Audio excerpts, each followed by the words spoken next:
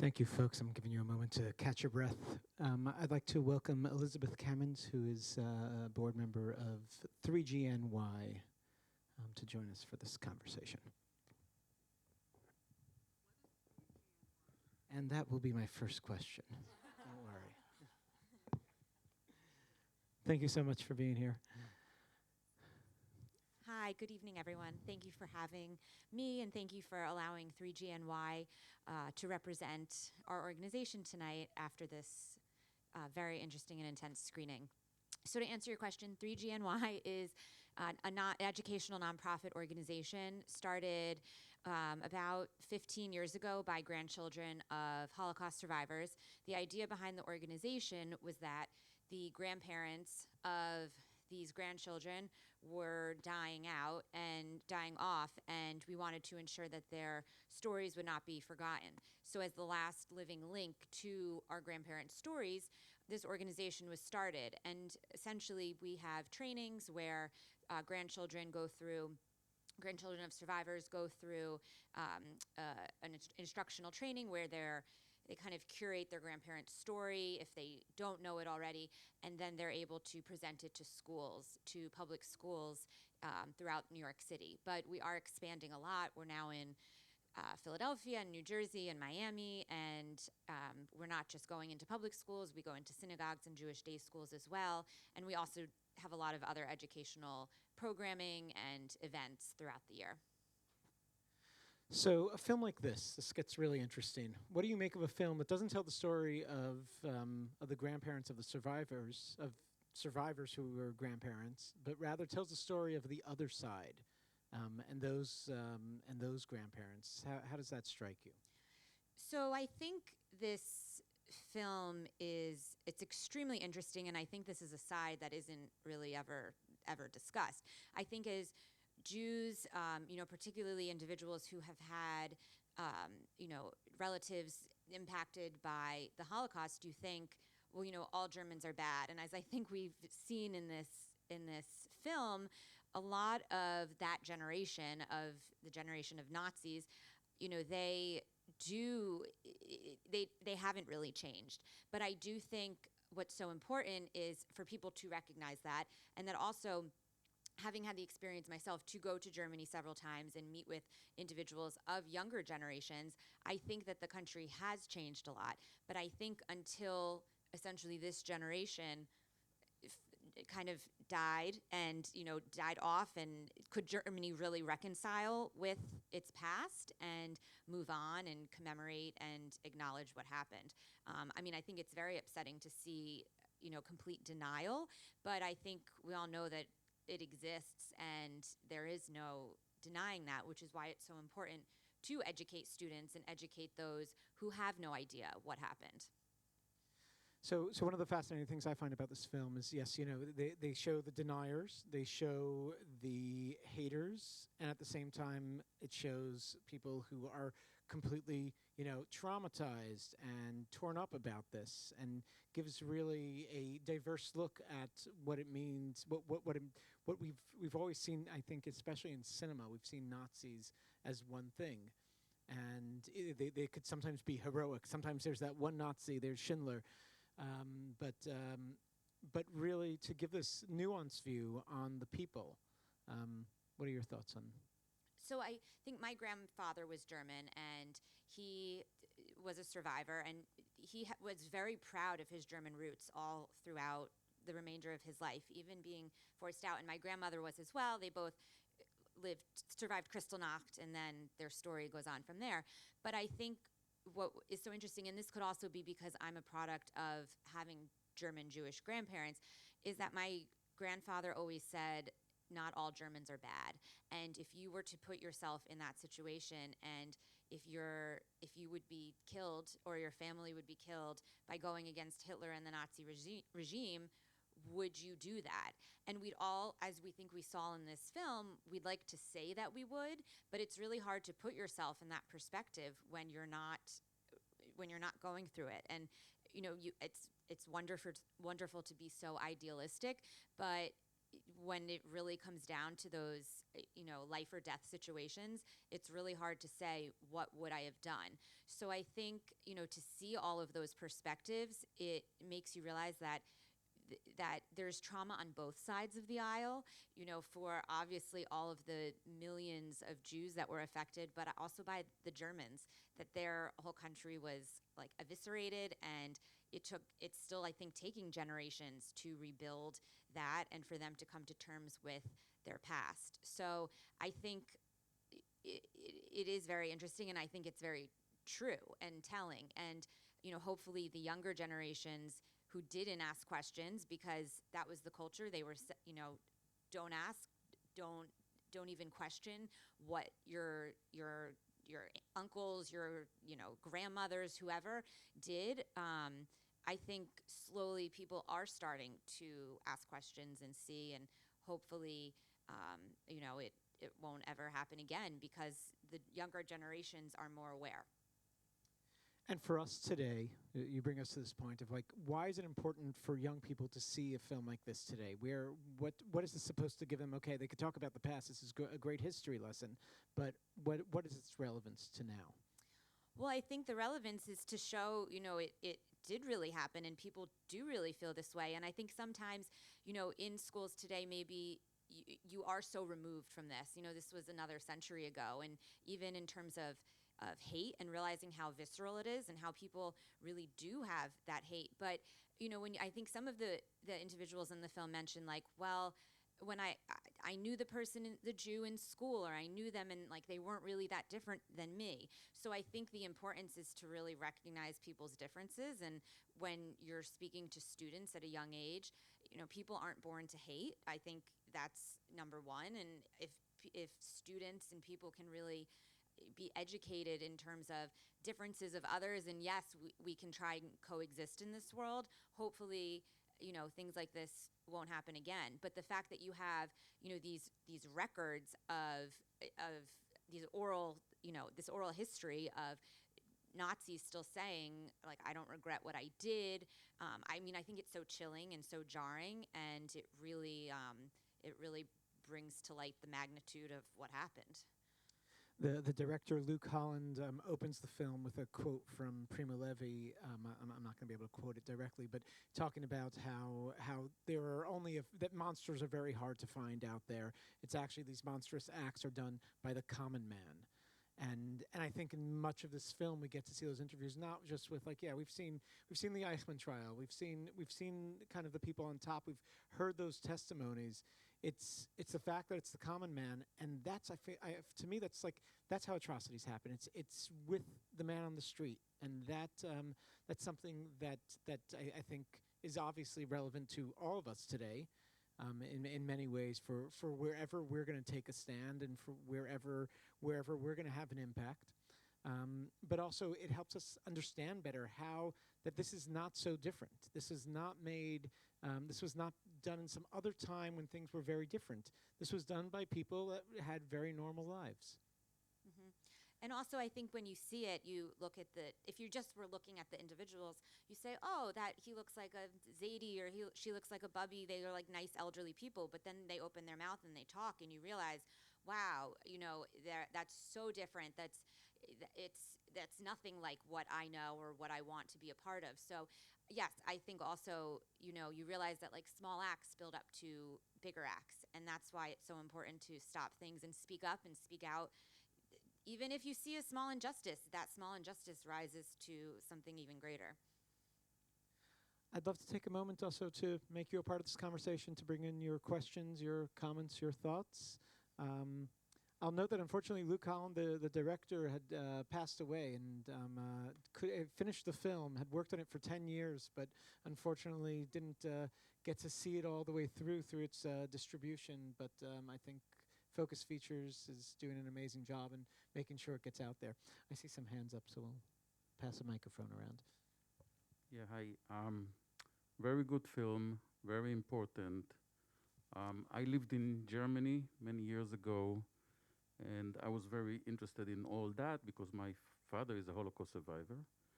I can tell you that, like in the movie, very much so, 60 to 70% of people say in Germany, say, I don't want to know about it. I don't want to hear about it. Leave me alone. I have my life. You know, all sort of things. I don't want to be involved in the guilt, in the shame. I just don't want to accept it. You have the 5 or 10%, like this idiot who says, I was proud of it, I'm still proud of it. You have, I don't know, 10 to 20%, 15% that say, really feel the guilt. Those are the people that I have the most respect, feel the guilt. And I would say a couple of percent of those actually do something about it. There are actually some Germans go to Israel, volunteer in old age home, in hospitals. Those are the few. So that's the spectrum, and it's very important. This film is educational. It's important to keep because I also went to Germany. I didn't know. I mean, it was black and white, Nazis, and but I learned that not people are the same. And you're right. People start. Yeah, sorry. The question is open. No, I first of all, I love that part of the film, that anecdote where the guy tells about how nobody wants to say that they were a Nazi. They knew some, and I think that's telling. I think also you mentioned the guilt, and I think that this film in general is a fascinating study of the psychology of guilt and how people react. And there's some people that you could look in their eyes as they're speaking. They're not telling you the whole truth. I mean, it's like I feel this film is just like is really, I think catching people, maybe it's when he did the interviews, how he did the interviews, but he really managed to capture people, and they opened up and showed their most vulnerable sides at times, and I think it shows really how diverse and how human everybody is there.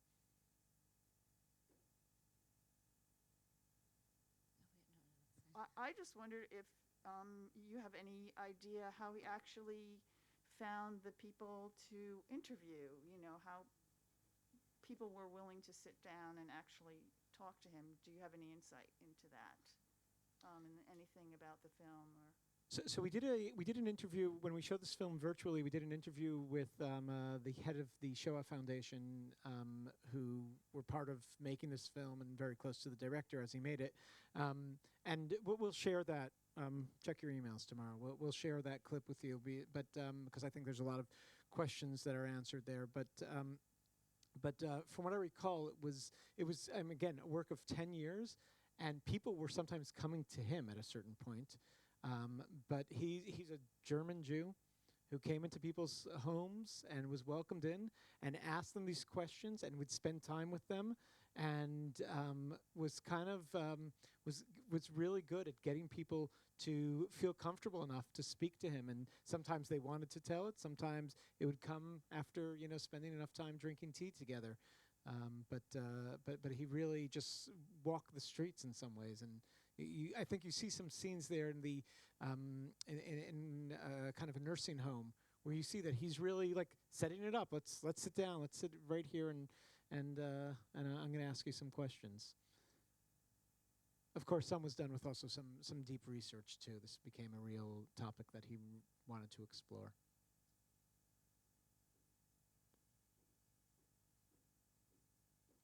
We'll take, I see two more hands, so we'll take one here and one there. Just an aside to what you're saying, wasn't my question, but you just brought something up. Is there an assistant photographer? Is there other people working on it that are still alive who can talk about the process? Because that would be interesting to hear from them. I'm sure not everybody from the film process has passed, and I know that they are putting together educational materials for this film through Picture Motion and other groups. So that would be a good email too.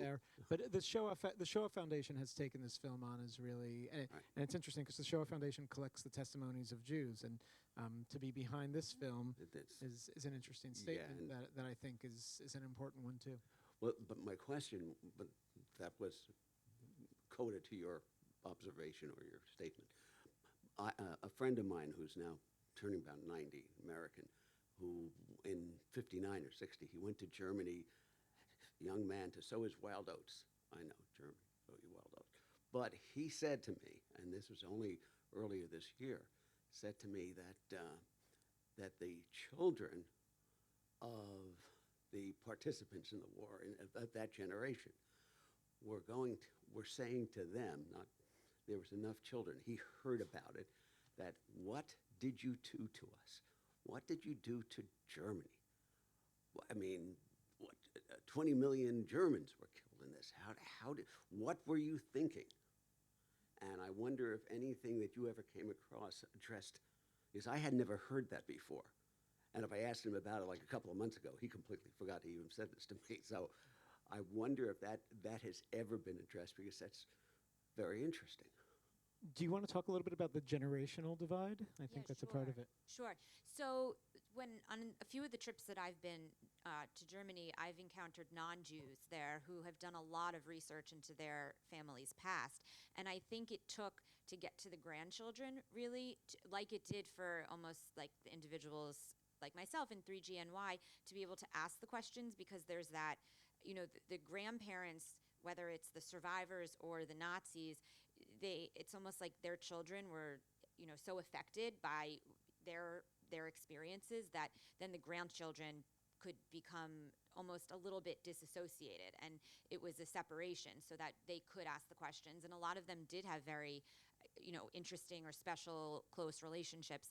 But in terms of the Germans who are on the third generation side, I mean, I've met a lot, and actually 3GNY has had some events where there's actually organizations on the German end called, the one, for example, is called March of Life, where Germans are, look into their ancestry and their past, and they uncover all of this information, like, what we saw in this film, that their grandfather, their father were Nazis and were completely affiliated with all of it. And then they try and go and educate and, go speak in schools and different panels and whatnot to really get the education out there. So I think, again, that middle generation, I think that there was a lot more like almost trauma there, and it took longer for them to recover and try to move on. And if you even look in Germany, like most of the memorials for the Holocaust, the museums, it's only really in recent times, like 2000, late 90s.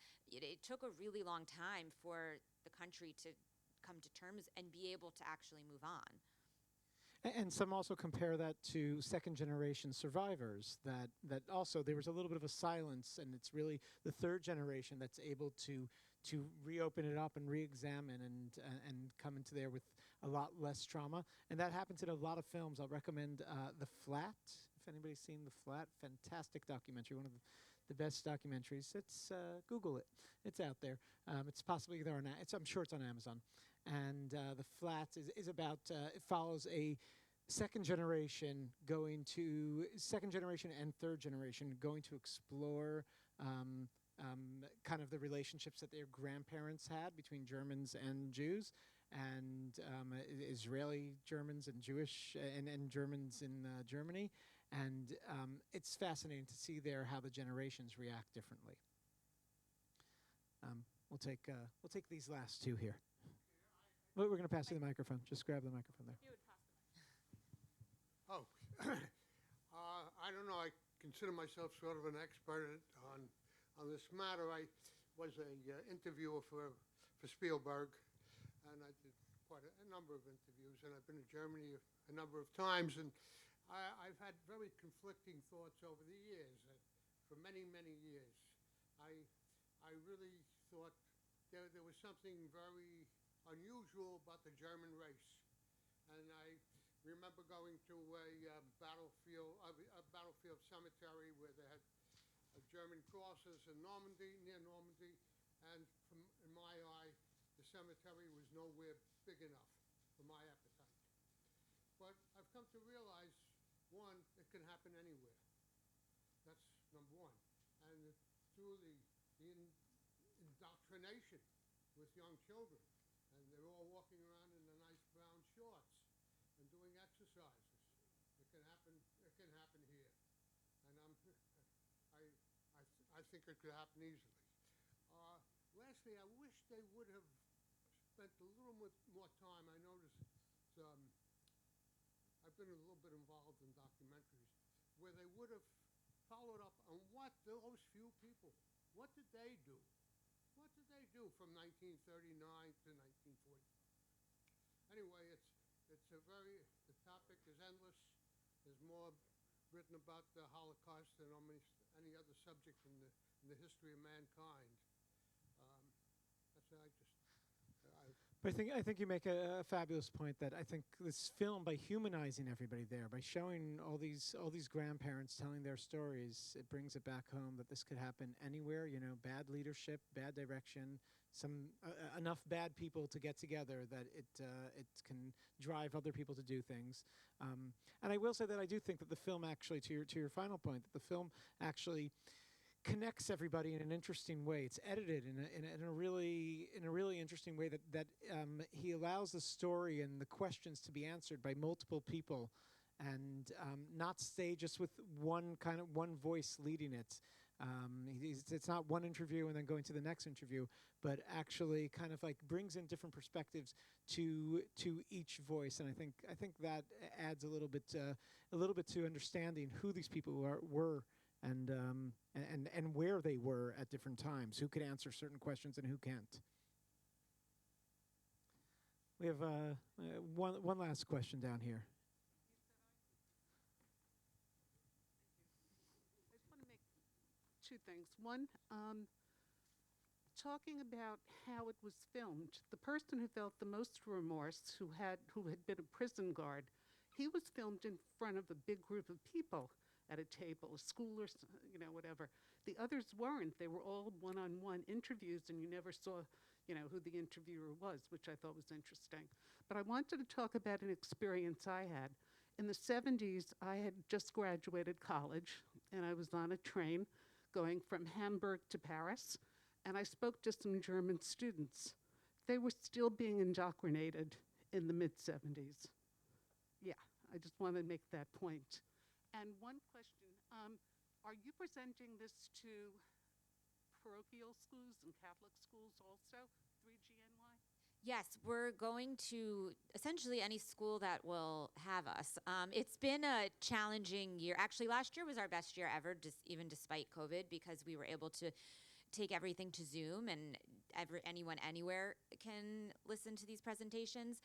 But I think it's a bit challenging this year, just getting things back on track. And I think teachers are a bit overwhelmed with what we've seen. But generally, the way that the curriculum falls, we're invited into a lot of schools in like the second half of the year to fall around Yom HaShoah and International Holocaust Remembrance Day. But yes, we go into public schools, Catholic schools, essentially anyone that wants a speaker, we will go. And let me just note to the first part that Germany puts a lot of emphasis on Holocaust education. I'd say probably second, if not first, to Israel as far as the education goes. For decades now, even in this film, you see the people that are sitting around the table there. The kid that they blocked out their faces. They were basically, I'd say, on some level, deniers. That's with the education. They were sent to this program for a reason. And they still, they brought up racist statements. They, were completely disrespectful of the position. I think at the beginning, maybe he turned them, but I was going to say survivor of the perpetrator who's telling a story and saying that Germany did something wrong. And you see that's still there. There will be bad apples everywhere at all times, but of all ages too. It's true. But that education and the education and programs like that going into these schools is crucial. Movies like this, telling the story that then remain there, this is a document now forever, is something that is crucial for every generation to see. Elizabeth, thank you so much for being a part of this. Thank you. Thank you very much. Thank you again to Focus Features, to Participant for bringing this together, Picture Motion, and of course to 3GNY. Folks, next week we have the Searching for Mr. Rogoff. Please join us for this and more, and we'll see you soon. Stay safe.